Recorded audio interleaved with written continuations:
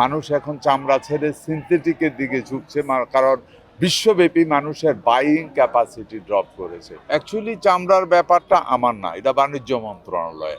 আমার দায়িত্ব শুধু গরু জিন্দা থাকা পর্যন্ত।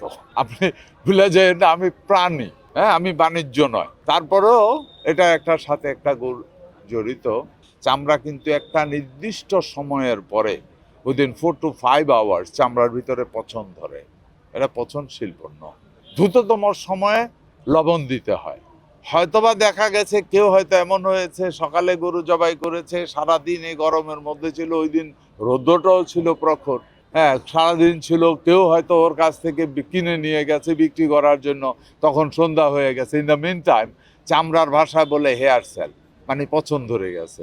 ওই পচা চামড়া কেউ 2 টাকা দিয়েও কিনবে না, এটাই হতে পারে। নাইলে চামড়ার, কোরবানির চামড়া অনেক হাই কোয়ালিটির চামড়া।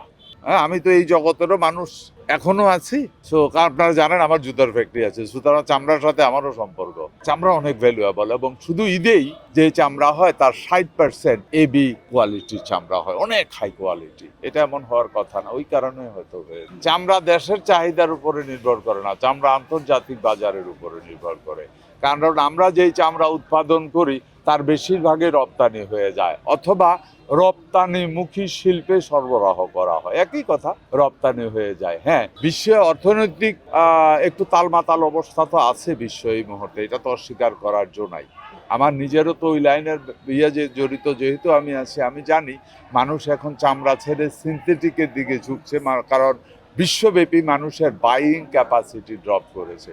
ওইটাও একটা কারণ। তবে ওই কারণেই আমাদের চামড়ার দাম কমেছে কিনা এটা বলা মুশকিল।